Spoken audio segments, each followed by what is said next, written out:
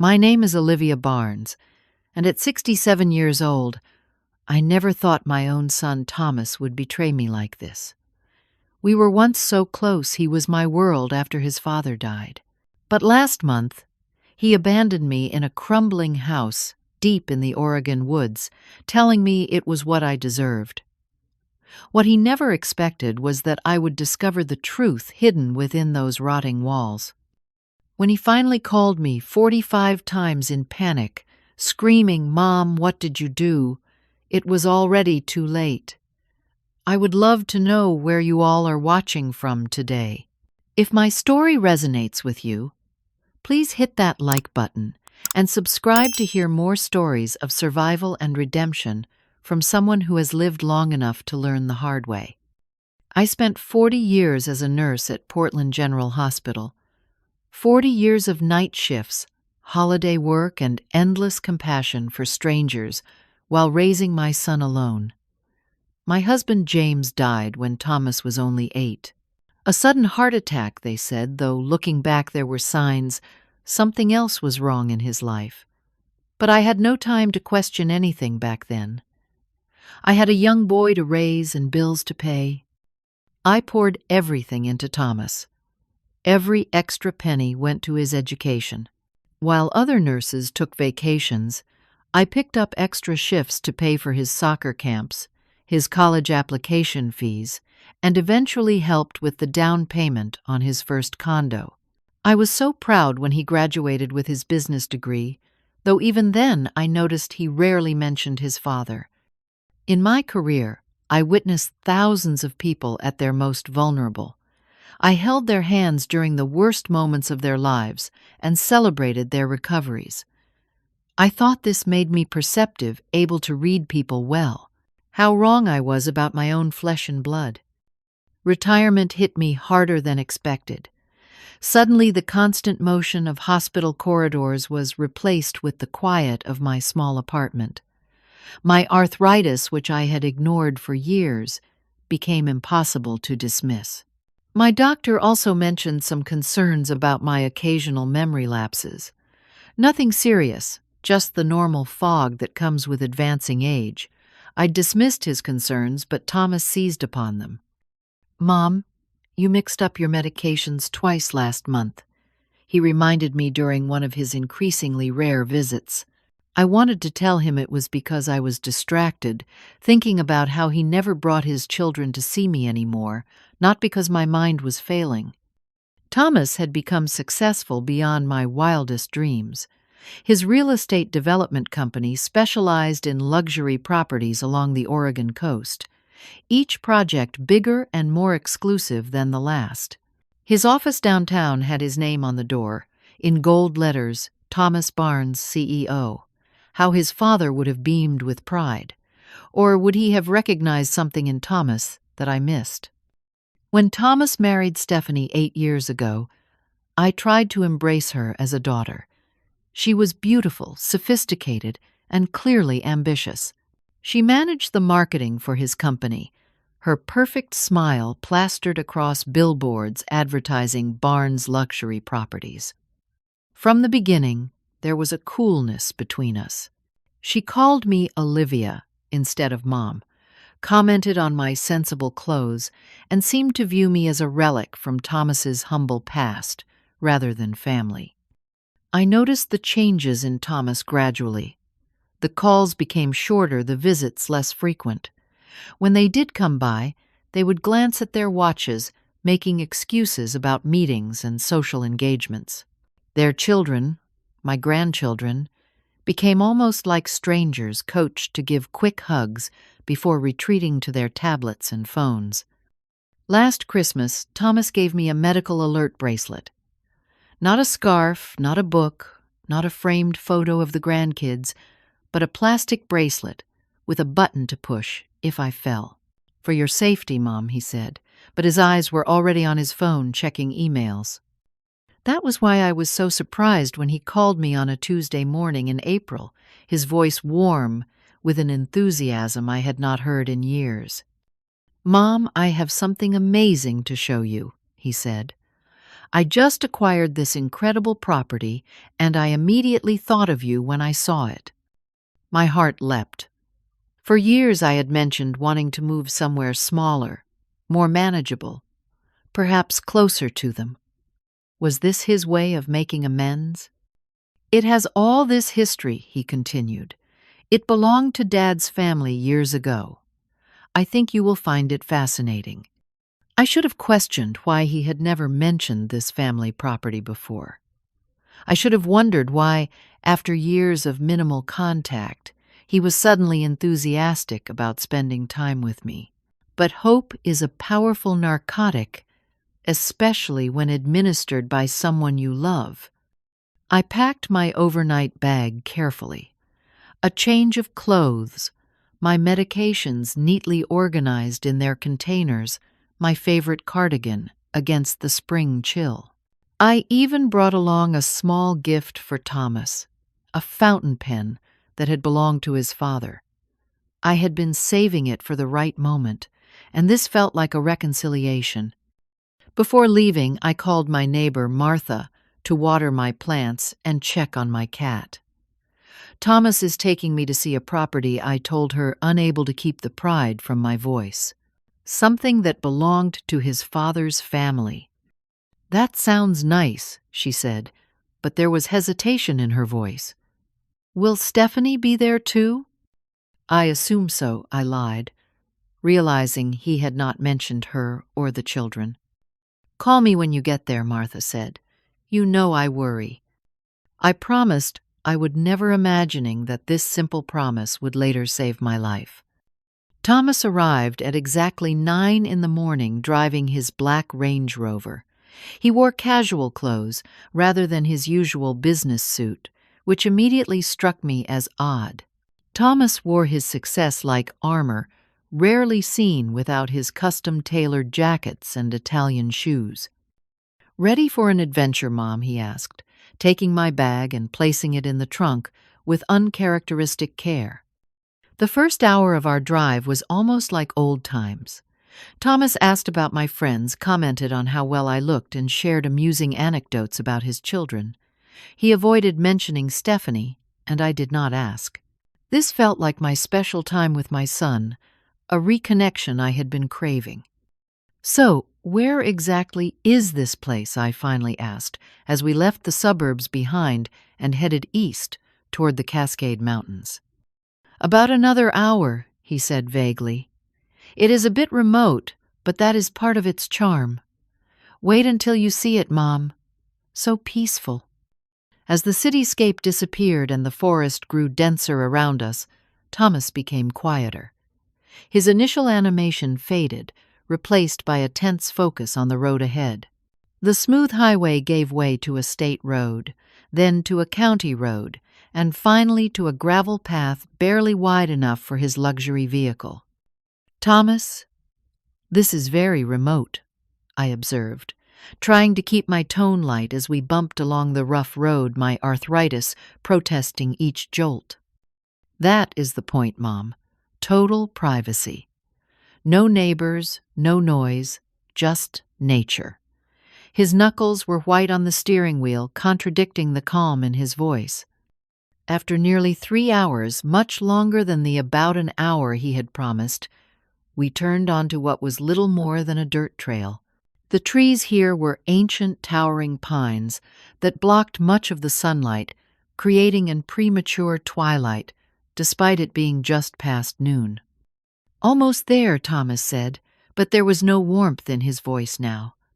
When we finally emerged into a small clearing, I could not contain my gasp of dismay.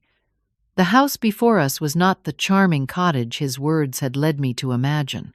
It was a 2-story structure that might once have been grand, but now sagged with age and neglect. The wooden siding was gray, and peeling several windows were boarded over, and the porch listed dangerously to one side. "Thomas," I began carefully, "when was the last time anyone lived here?" "Not for decades," he admitted, cutting the engine, "but that is what makes it such an opportunity. Think of the potential." I was too stunned to respond immediately. We sat in silence, the tick of the cooling engine, the only sound besides distant birdsong. "Let me show you inside," he said, finally exiting the car, without waiting for my response. The air outside was cool and damp, smelling of pine and decay. Thomas retrieved my bag and led the way to the front door, producing a key from his pocket. The door creaked ominously as it opened, revealing a dim interior, thick with dust and cobwebs. "The electricity is not connected yet," Thomas explained, as we stepped inside. "But there are some battery lanterns and candles. The water is from a well, so that should work." He gave me a cursory tour of the ground floor. A living room with furniture draped in yellowed sheets. A kitchen with ancient appliances from perhaps the 1960s. A small bathroom with a clawfoot tub and rust-stained sink. "There are 2 bedrooms upstairs," he continued, his words coming faster now. "The master bedroom has a nice view of the woods." "Thomas," I said firmly, placing my hand on his arm, "why did you bring me here? This place is falling apart. It needs months of work before anyone could stay here." A flash of something annoyance, or perhaps guilt, crossed his face before he composed himself. "I wanted your opinion, Mom. You always had a good eye for seeing the potential in things. In people, too." Before I could respond, his phone chirped. He glanced at it, and his expression changed dramatically. "I have to take this," he said, stepping away. "Business emergency." I watched him through the grimy window as he paced in the clearing, gesturing emphatically as he spoke. When he returned, his face was set in a mask of concern that did not reach his eyes. "Mom, I am so sorry, but I have a serious situation developing with one of our downtown properties. A burst pipe flooding possible structural damage. I need to go back immediately." "Of course," I said, relieved that we would be leaving this dismal place. "I will get my bag." "The thing is," Thomas said, not meeting my eyes, "I need to go now, and dealing with this might take all night. Why not stay here as planned? Get a feel for the place. I will come back tomorrow morning with supplies. Maybe breakfast from that bakery you like. Stay here, alone." I looked around at the gloomy interior, the gathering shadows, as the afternoon waned. "Thomas, be reasonable. This place is barely habitable." "It is perfectly safe, Mom. Solid construction, just cosmetic issues. There are lanterns, some canned food in the pantry. Think of it as camping." He attempted a smile that did not reach his eyes. "Remember how you always told me you wanted some peace and quiet after retirement?" I did not remember ever saying that.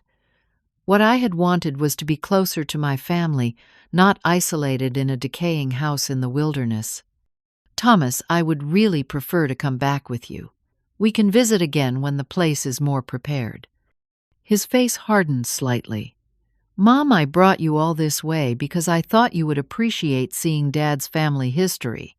Now you are just dismissing it without giving it a chance." The emotional manipulation was so blatant, it should have been comical, but standing in that cold, musty room with my only child, it cut deep. "Just one night," he pressed. "I promise I will be back first thing tomorrow." Against every instinct, I relented. "All right, one night. But come early, please."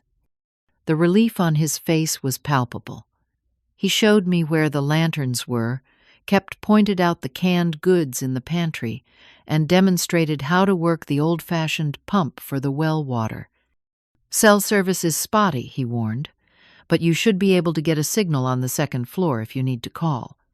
He left me with a quick perfunctory hug, his mind clearly already back in the city.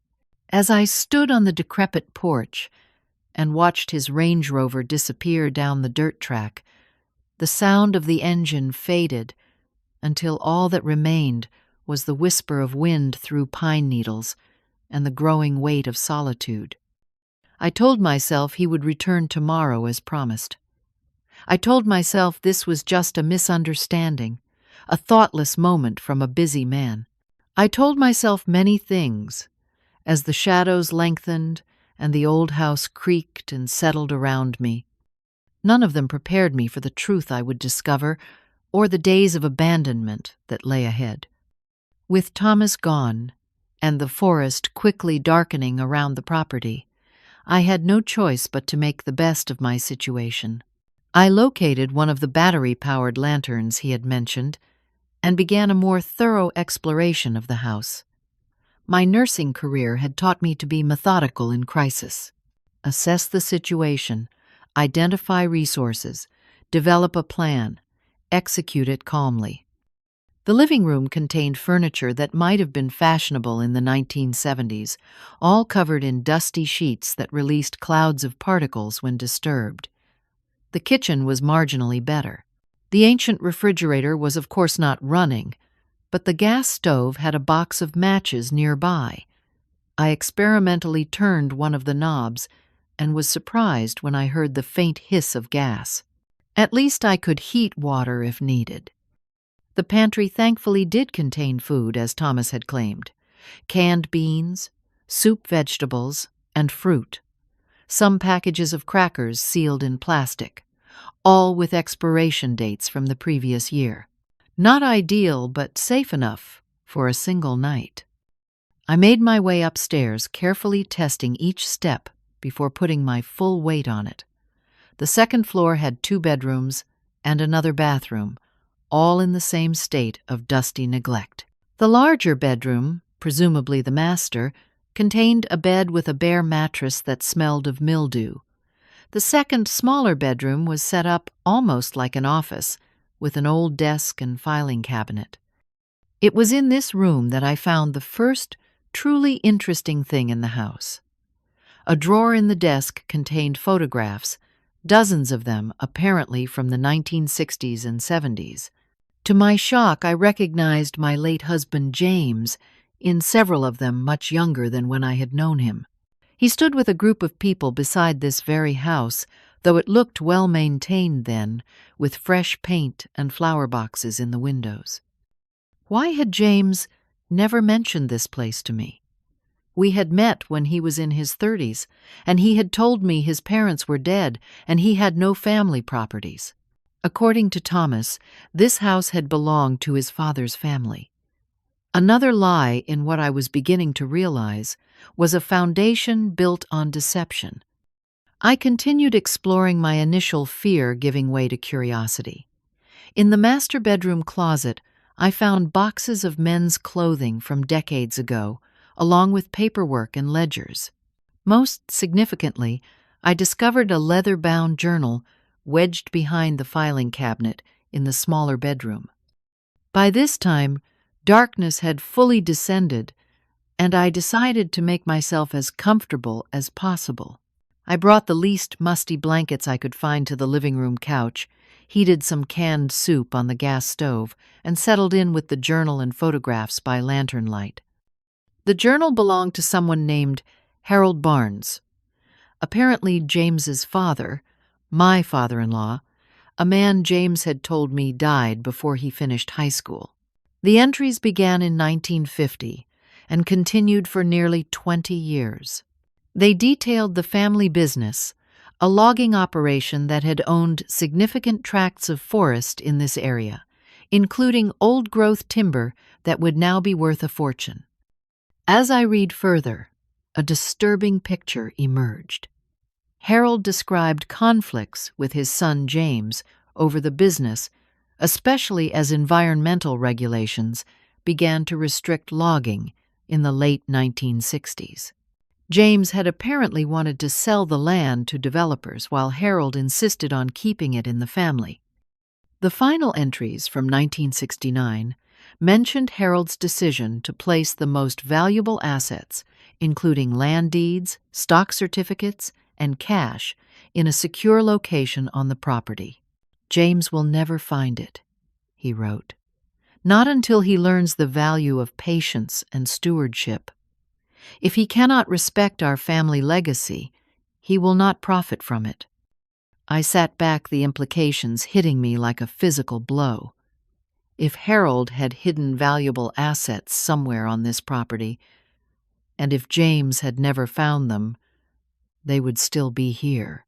And if Thomas had somehow learned about this family history that his father had kept secret from me, it would explain his sudden interest in this dilapidated property, and perhaps even his willingness to abandon his elderly mother here, alone. Was I simply a convenient tool? Someone who might stumble upon the hidden treasure through luck or circumstance, saving him the trouble of a systematic search? Or worse, was I a scapegoat, if anything went wrong, an old woman with memory issues, who could be blamed for trespassing or theft? The first night in that house was long and difficult. The temperature dropped considerably after sunset, and the blankets did little to ward off the chill. Strange noises echoed through the old structure, some merely the settling of timber, and others the movements of what I assumed were mice or squirrels in the walls. I dozed fitfully on the couch, waking frequently, the lantern burning beside me, until its batteries began to fade. Morning brought no sign of Thomas. I tried calling him from the second floor as he had suggested, but got no signal. I ate crackers and canned fruit for breakfast, then continued my investigation of the house with renewed purpose. If my son had abandoned me here, I would at least discover why. The journal had hinted at hidden assets, but gave no specific location.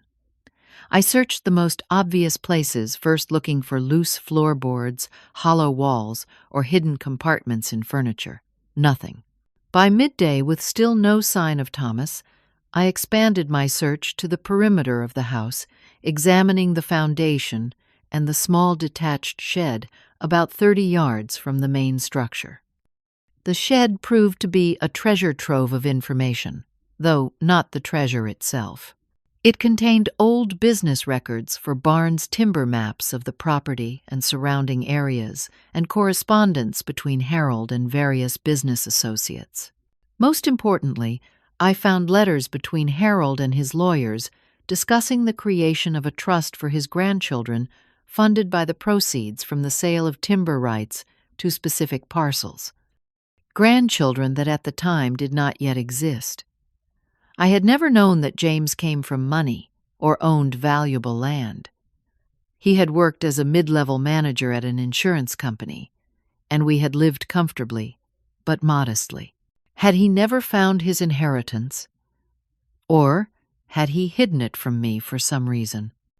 As the second day without Thomas stretched into evening, I began to accept that he had no intention of returning soon. The spotty cell service meant my calls to both Thomas and my neighbor Martha went mostly unconnected. When I finally got through to Martha briefly, the call cut out after I had only managed to say I was at a remote property. She sounded concerned, but I had no way to know if she would alert authorities or assume I was enjoying time with my family. I inventoried my supplies and calculated that the canned food could last about a week if I rationed carefully. Water from the well seemed clean enough, though I boiled it before drinking as a precaution. I established a routine, searching the property by day and reading the journal and documents by night, looking for clues to both the hidden assets and my family's secret history. By the third day, I had pieced together a narrative that broke my heart. James had been estranged from his father over business disagreements.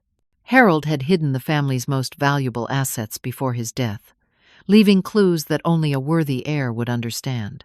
James had apparently never solved the puzzle either out of inability or disinterest, and had chosen to make his own way rather than reconcile with his father's memory. And Thomas, my son, had somehow discovered this history, perhaps through his real estate work or legal searches. Rather than share this discovery with me, he had brought me to this place under false pretenses and abandoned me, likely hoping I would unintentionally uncover what he could not find himself. As this realization solidified my shock and hurt calcified into something harder and more resolute. If my own son could treat me with such callous disregard, I would need to protect myself. No one was coming to rescue me.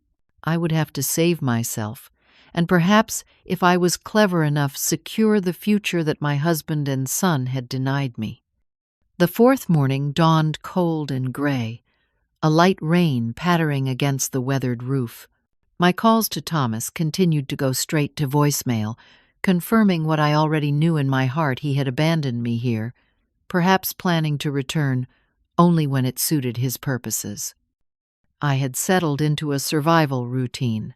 Wake at dawn, eat a small breakfast of canned food, spend the morning searching the house, and property rest during the afternoon to conserve my strength and manage my arthritis pain, then continue investigating in the evening by lantern light.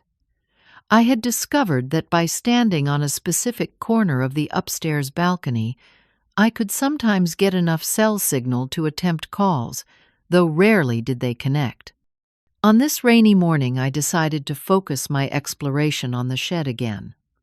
The previous day's quick search had yielded valuable documents, but I sensed there was more to discover. Donning a musty raincoat I had found in a closet, I made my way across the clearing to the small wooden structure. The shed was in marginally better condition than the house, its roof more intact and its contents less disturbed by animals and the elements. I methodically emptied each shelf and drawer, examining every item before replacing it. In a rusted filing cabinet with a sticking drawer, I found what appeared to be survey maps of the property from different decades showing changes to the landscape and boundaries. One map in particular caught my attention. Dated 1965, it showed not only the house and shed, but also several other structures that no longer existed. A barn, a small cabin, near a stream, and most interestingly, something labeled simply as storage in a location about a quarter-mile from the house. I compared this to a more recent survey from 1980, which showed only the house and shed. Whatever the other structures were, they had been removed or had collapsed in the intervening years. The storage location was particularly intriguing. Could this be where Harold had hidden the family assets? My excitement was tempered by practical concerns.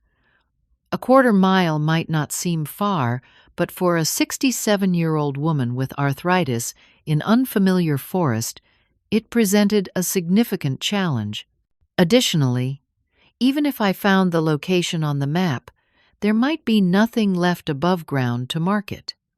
As I continued examining the maps, another document slipped from between them, a faded letter from Harold to his lawyer, dated just a month before his final journal entry.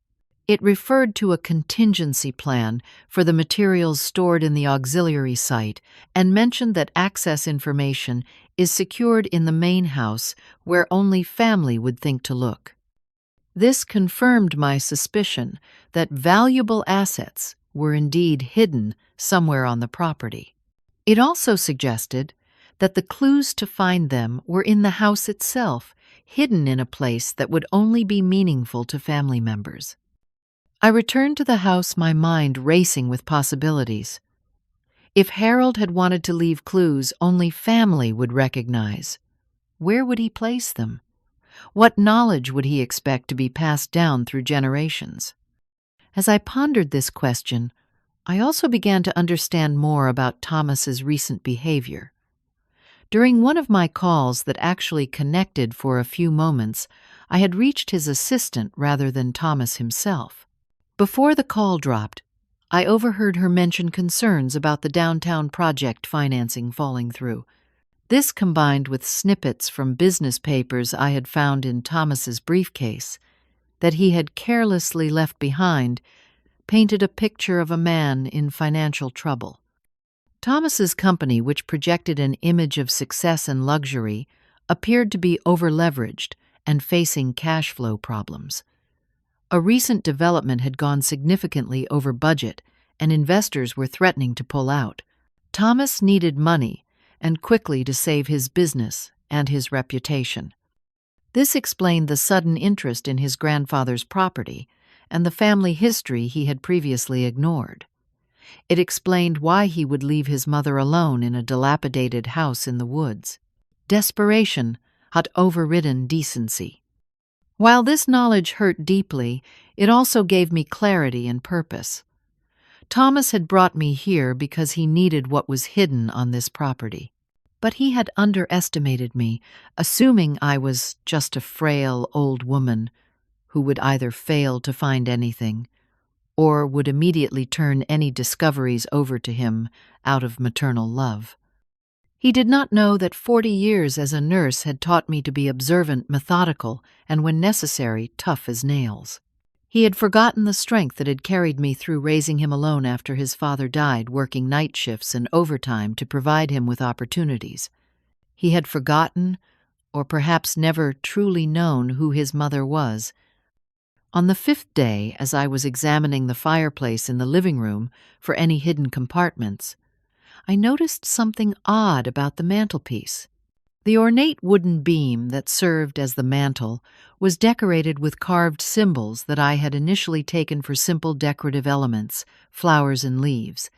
Looking more closely, I realized they were actually stylized letters, spelling out what appeared to be a Bible verse reference, Proverbs 1:3-2. Growing up in a religious household, I recognized it immediately. A good man leaves an inheritance to his children's children. This had to be a clue from Harold, a message across time to whoever might be worthy of the family legacy. I recalled seeing an old family Bible in the master bedroom and retrieved it. The Bible itself was unremarkable, a standard King James version with a worn leather cover. But when I turned to Proverbs 1:3-2, I found faint pencil markings underlining certain words in the surrounding verses, forming a secondary message. In the beginning, beneath the foundation, a man's treasure waits. The beginning, the foundation. These had to refer to a specific location. The beginning of what twine? The foundation of which structure? I spent the rest of that day searching the foundation of the house, looking for loose stones or hidden entrances to a cellar or crawl space, but found nothing. As evening fell and I retreated inside from the increasingly cold air, I reviewed everything I had learned so far, spreading the documents and maps across the dusty dining room table. That was when it hit me. The beginning would not be this house which Harold's journal mentioned was built in the 1940s.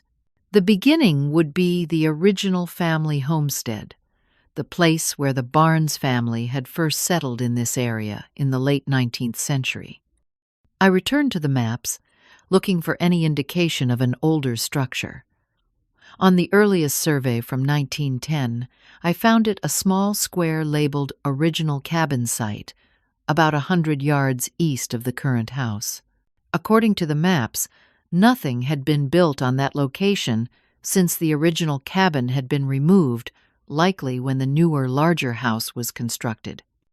Despite the growing darkness, I took a lantern and made my way to the approximate location. There was little to see at first, just a slight depression in the earth where a structure had once stood. But as I carefully examined the area, I found what remained of a stone foundation, mostly covered by soil and moss. In the center of what would have been the cabin's single room was a large flat stone that seemed out of place. It took all my strength to move it aside, revealing a small opening beneath. Using the lantern to illuminate the space, I could see a metal box roughly the size of a small suitcase, nestled in a cavity lined with what looked like tar paper. I was able to slide the box out with considerable effort. It was locked, but the key I suspected would be back in the house where only family would think to look. I returned to the house with renewed energy. Despite my aching joints, the box clutched tightly in my arms. Where would Harold hide a key that only family would know to look for? I returned to the Bible, examining it more carefully. In the family registry section at the front, where births, deaths, and marriages were traditionally recorded, I noticed something unusual about Harold's entry. Next to his name was a small symbol that matched a carving on his bedpost, one I had noticed but not recognized as significant. Examining the bedpost more carefully, I found that the carved section could be rotated. When I turned it, a small compartment opened in the wooden post, revealing an old-fashioned key. With trembling hands, I tried the key in the metal box. It fit perfectly, turning with a solid click. Inside, I found exactly what Harold had hidden from his son deeds to several land parcels, totaling over 500 acres of prime forest stock certificates for companies that I recognized as still existing today. And most surprisingly, nearly $50,000 in cash. Now, vintage bills that might be worth even more to collectors. Based on my limited knowledge of current land values and stock prices, I estimated that this inheritance would be worth several $1,000,000 today. No wonder Thomas was desperate to find it. This could save his business and secure his future. What he had not anticipated was that it would now secure mine. The 6th day of my abandonment brought a violent thunderstorm that rattled the old house to its foundations. Rain lashed against the windows, and wind howled through gaps in the siding. The temperature dropped dramatically, and I found myself huddled under all the blankets I could find, my arthritis flaring painfully in the damp cold. My food supplies were dwindling faster than I had calculated, partly because I had underestimated my increased appetite from the physical exertion of searching the property. The well water remained available, but going outside to pump it in the driving rain was an ordeal that left me soaked and chilled to the bone. The storm had another serious consequence. It completely eliminated the already tenuous cell service. My efforts to call out from the second-floor balcony were now met with nothing but no service messages. I was truly cut off from the outside world. As I sat in the dim light of my failing lantern, the metal box containing the Barnes family fortune beside me, I experienced my first genuine moment of despair. What good was finding hidden treasure if I died alone in this decaying house? What victory was there in outsmarting my son if no one ever knew what had happened to me? The physical discomfort combined with emotional turmoil broke something open inside me. For the first time since James's death, for the first time since Thomas had begun pulling away from me, I allowed myself to weep openly. Not the quiet, controlled tears I had permitted myself at appropriate moments, but raw, ugly sobbing that echoed through the empty rooms. I cried for the naive nurse who had married a man with secrets. I cried for the devoted mother whose sacrifices had been forgotten. I cried for the grandmother whose grandchildren barely knew her. Most of all, I cried for the old woman abandoned in the woods by the son she had given everything to raise. The storm outside matched the one within me, both raging with indiscriminate fury. In that moment of complete breakdown, I saw with painful clarity the pattern of my life.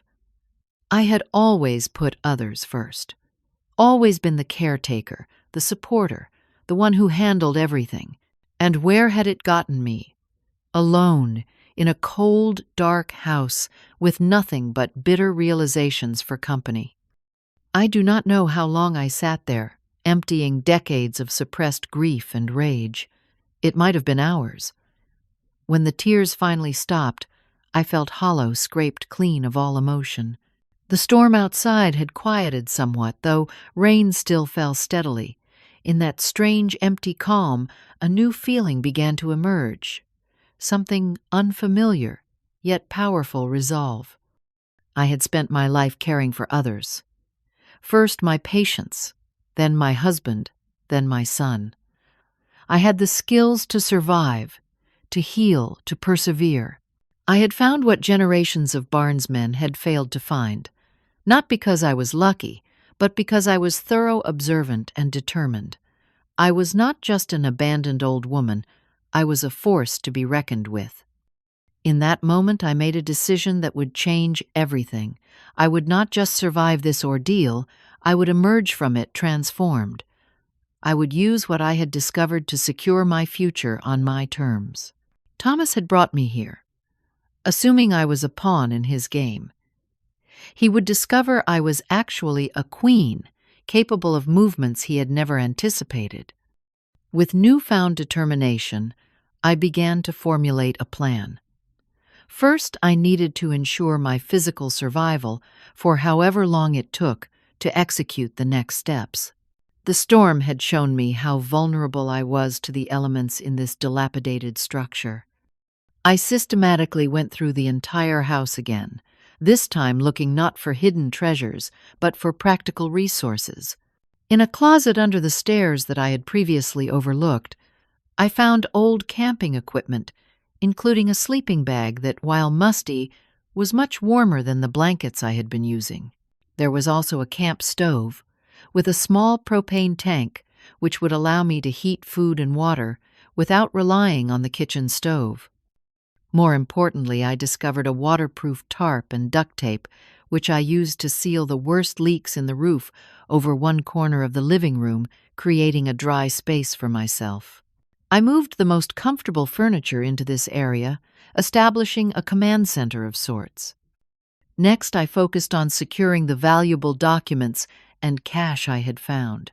Using plastic bags from the kitchen and the waterproof lining from an old coat, I created a weatherproof container for the deeds, stock certificates, and money, which I then hid in a new location that only I would know.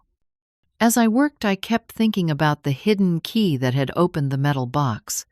Harold had placed it in the bedpost, incorporating it into the family history recorded in the Bible. A key hidden where only family would think to look. It struck me that there might be other keys hidden throughout the property. Other secrets waiting to be uncovered by someone who understood the Barnes family history. I returned to the journal and documents I had found, reading them more carefully now, looking for patterns and references that might lead to additional discoveries. In one letter from Harold to his lawyer, there was mention of provisions stored against hard times and the old ways of preservation.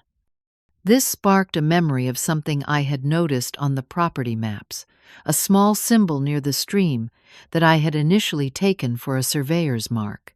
Looking at it again, I realized it might represent a root cellar or underground storage area, a common feature on rural properties in earlier times.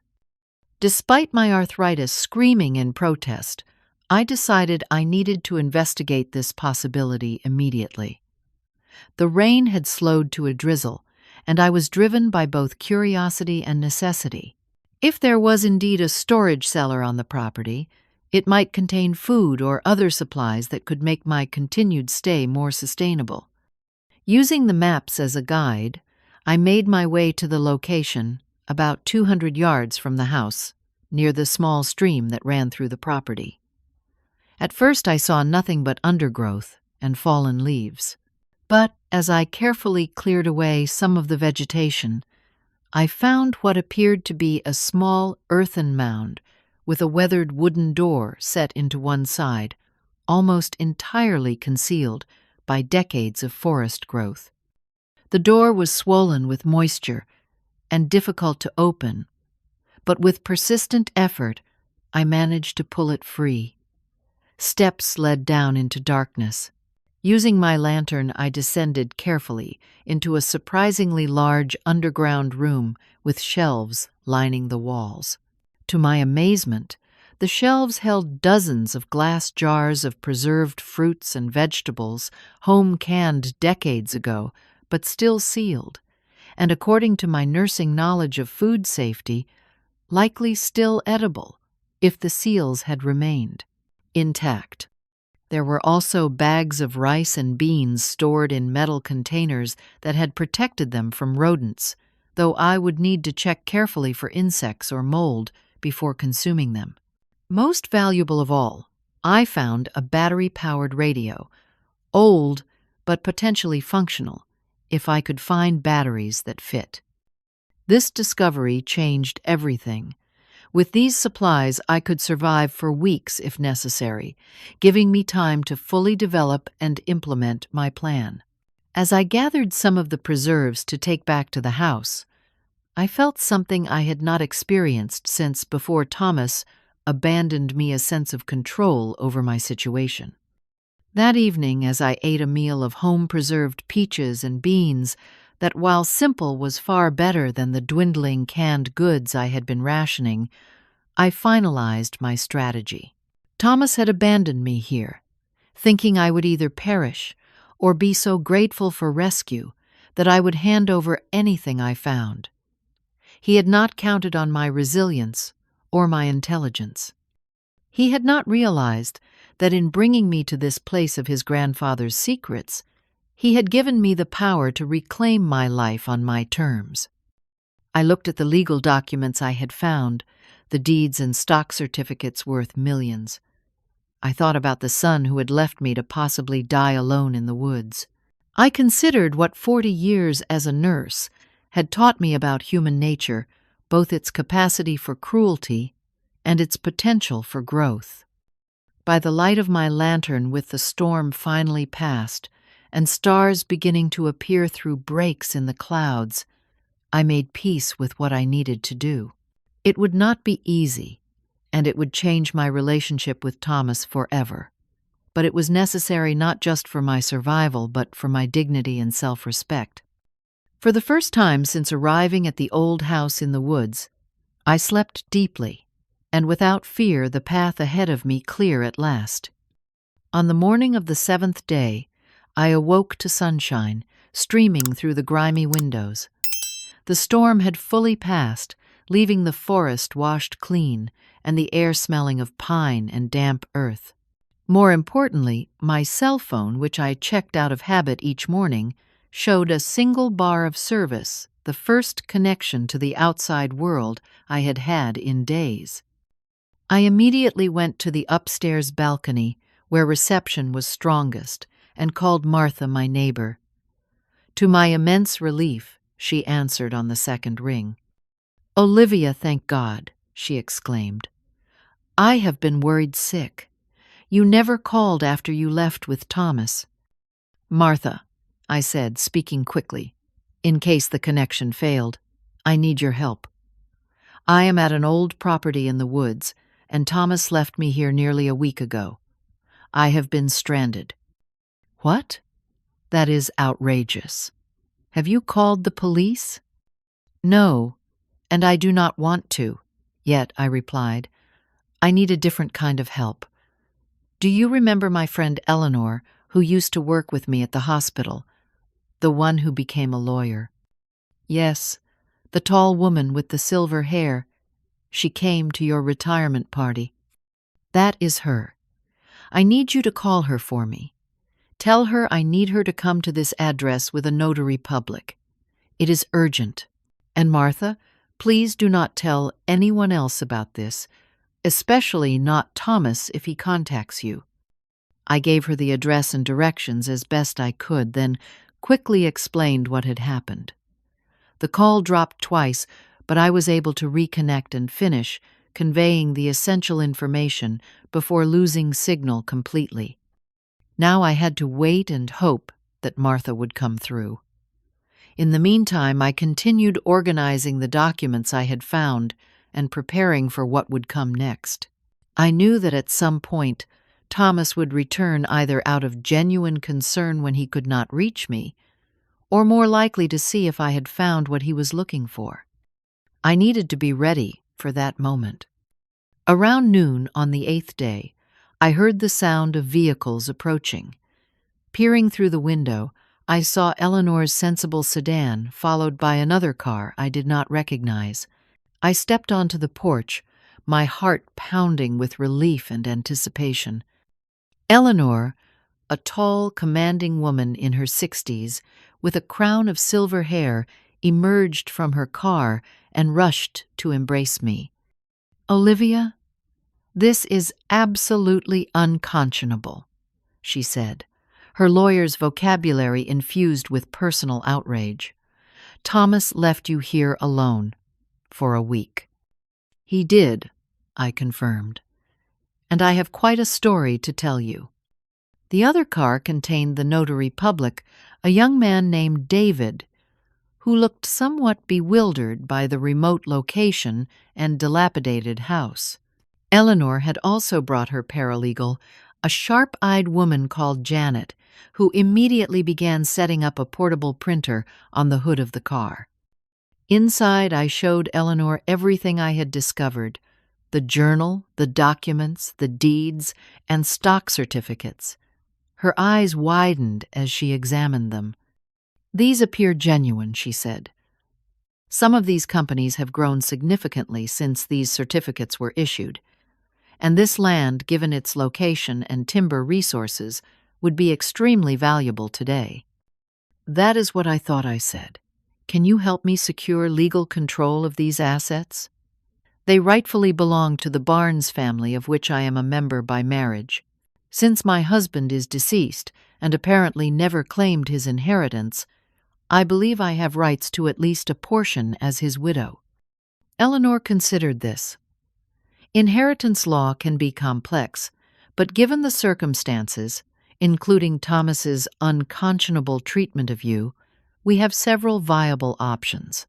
At minimum, we can establish your right to use these assets for your care and support. We spent the next few hours drafting documents, a power of attorney giving Eleanor authority to investigate and manage the newly discovered assets, an affidavit detailing how I had found them and the circumstances of my abandonment.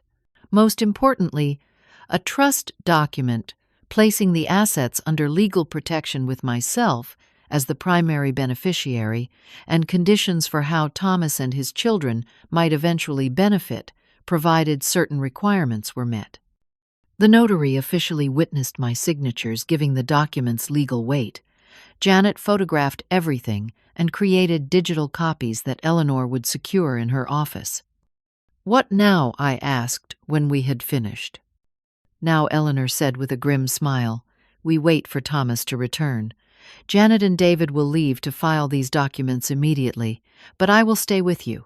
I would like to meet your son." We did not have to wait long. As the afternoon shadows began to lengthen, we heard the unmistakable sound of Thomas's Range Rover coming up the dirt road. Eleanor and I positioned ourselves on the porch, a united front to greet him. The vehicle skidded to a stop in the clearing, and Thomas leapt out, his face a mask of concern that did not reach his eyes. "Mom," he called, rushing toward the porch. "Thank God you are all right. My business emergency took much longer than expected, and then the storm washed out the road, and my phone could not get service to call you." He faltered as he noticed Eleanor standing beside me, her professional demeanor unmistakable. "Thomas," I said calmly, "you remember Eleanor Stevens. She was my colleague at the hospital and is now a highly respected attorney. She has been helping me deal with some interesting discoveries I made during the week you left me alone in these woods." The color drained from his face. "What discoveries?" he asked, his voice suddenly hoarse. "Perhaps we should discuss this inside," Eleanor suggested. "Olivia has had quite an ordeal and should not be standing outside in the cold." Inside the house, Thomas's eyes darted around, no doubt, looking for signs of what I might have found. I let him wonder, offering him a seat on the dusty couch while Eleanor and I took chairs opposite him. "Thomas," I began, "why did you really bring me to this house?" His response was immediate and rehearsed. "I told you, Mom. It is a family property with history. I thought you would appreciate seeing it." "And then you left me here for 8 days, I said flatly. "The business emergency.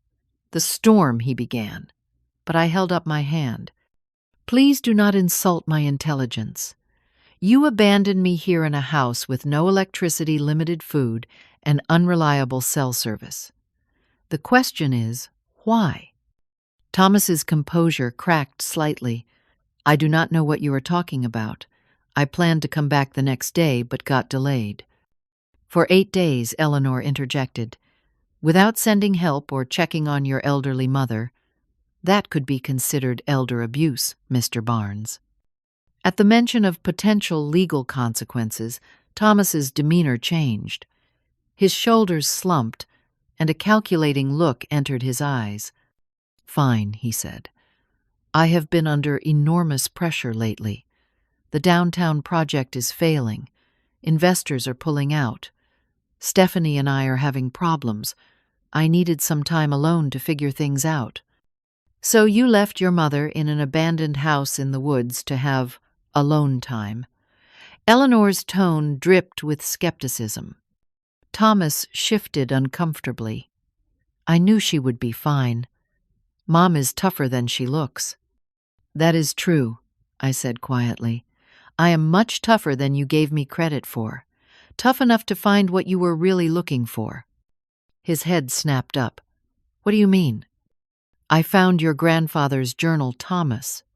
I found the maps, the letters, the legal documents. I know about the family fortune that your father never claimed. I know why you really brought me here. For a moment he looked like he might continue to deny it, but then his expression hardened. So what if I did? That inheritance belongs to the Barnes family, to me and my children. I need it to save my business. You needed it so badly that you were willing to abandon your own mother in the woods, hoping she might stumble upon what you could not find yourself, Eleanor asked. I was coming back, Thomas insisted. I just thought with Mom's attention to detail, she might notice things I missed. You used me, I said simply. You treated me like a tool, not a person. Not your mother. A flash of genuine shame crossed his face, quickly replaced by calculation. Did you find it? He asked. The deeds, the stocks, Harold's hidden assets? I did, I acknowledged. And with Eleanor's help, I have secured them legally. Thomas leaned forward eagerly. Where are they? We need to access them immediately. The business will not survive another month without capital. They are safe, I said, and they are no longer yours to demand. What? That is my inheritance. Actually, Eleanor interjected it was your grandfather's property, which would have passed to your father had he claimed it. As your father's widow, Olivia has a legal claim, at least equal to yours, especially given the circumstances under which the discovery was made. Thomas's face flushed with anger. You cannot do this. I am family. That money belongs to the Barnes name. And I have been a Barnes for 40 years, I reminded him. I raised the last Barnes after his father died. I worked night shifts and double shifts to put that Barnes through college. I supported him when he started his business. And how did he repay me? By abandoning me in the woods to die. That is not true, Thomas protested, but weakly. Furthermore, Eleanor continued, Olivia has established a family trust that will protect these assets for the benefit of all legitimate Barnes family members, including yourself and your children, provided certain conditions are met.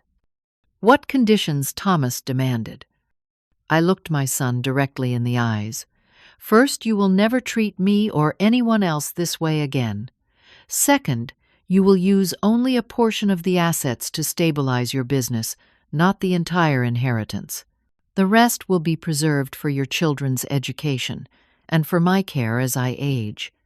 Third, you will spend time with me regularly, real time, not obligatory visits where you check your phone every 5 minutes. Thomas seemed stunned by my assertiveness. For most of his adult life, I had accommodated his schedule, accepted his growing distance, made excuses for his behavior. That version of his mother, was gone, replaced by a woman who had survived abandonment and discovered her own worth in the process. "And if I refuse?" he asked, a hint of his former arrogance returning. "Then you get nothing," I said simply. "The assets remain in trust, inaccessible to you, until such time as you demonstrate genuine change, or they pass directly to your children when they come of age." Thomas stared at me then, at Eleanor calculating his options. I could almost see the thoughts racing behind his eyes. Could he challenge the trust legally? Could he find the assets himself? If I refused to reveal their location, could he intimidate me into compliance? But he must have realized that his position was weak. He had abandoned an elderly woman in a remote location for over a week. No court would look favorably on that, regardless of his claims to the family assets. "Fine," he said finally. "I agree to your terms." "We will need that in writing," Eleanor said smoothly, producing a document she had prepared earlier. "A formal acknowledgement of the conditions and your commitment to them." As Thomas grudgingly signed the papers, my phone began to ring. To my surprise, it showed multiple missed calls and messages, all from Thomas's number. 45 calls in total, most from the past 2 days, growing increasingly frantic in their tone. "What is this?" I asked, showing him the call log. Thomas looked genuinely confused. "I have been calling you constantly for 2 days, ever since I realized how bad the storm was. When you didn't answer, I thought." He trailed off a hint of genuine concern, finally showing through his facade. "You thought what? That something might have happened to the mother. You abandoned in the woods." My voice was sharp with accumulated hurt. "I was wrong," he said quietly. "I was desperate about the business, about everything falling apart. I convinced myself you would be fine for a day or two. Then when the storm hit and I couldn't reach you, I started to realize what I had done." I wanted to believe there was genuine remorse in his voice, but I had been fooled by his performances before. Only time would tell if this moment of apparent self-awareness was real or just another manipulation. "Your calls came too late, Thomas," I said. "By then I had already taken control of my own destiny. If you want to be part of my life going forward, it will be on new terms. I will not be taken for granted again." Thomas nodded slowly, the reality of his new circumstances sinking in. His mother was no longer the accommodating support figure he had always assumed would be there whenever he deigned to notice her. I had found my power in those woods, among the secrets of a family that had underestimated me for decades. As we prepared to leave the old house in the woods, I took one last look around at the place that had been both my prison and my liberation. In being abandoned here, I had found not just a hidden fortune, but something far more valuable, my own worth, independent of what I gave to others. Thomas would have to earn back my trust day by day, action by action. It would not be easy for either of us. But as I stepped into Eleanor's car, leaving Thomas to follow in his Range Rover, I felt something I had not experienced in years, the lightness of being truly in control of my own life. 3 months after the events at the old house in the woods, I sat on the balcony of my new condominium, watching the sunset over Portland. The view was spectacular. The building had excellent security, and most importantly, I had chosen it for myself. The Barnes Family Trust, now legally established and managed by Eleanor with my oversight, had transformed my financial situation completely. I was no longer dependent on my meager nurse's pension or occasional gifts from Thomas. I had health care security and comfort of my own making. Thomas had kept his word, at least so far. His business had been stabilized with a carefully controlled portion of the inheritance. The rest remained protected in trust for his children's education and my long-term care. He came to dinner every Sunday without his phone, and we were slowly rebuilding something that resembled a relationship, though it would never be the same as before. The most significant change, however, was within myself. The week in that house had stripped away the accommodating, self-effacing persona I had worn for decades. In its place was a woman who knew her value and was not afraid to claim her space in the world.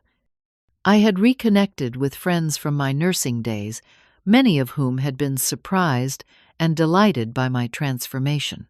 Martha, my neighbor who had come to my rescue, had become an even closer friend, joining me for weekly bridge games in my new home.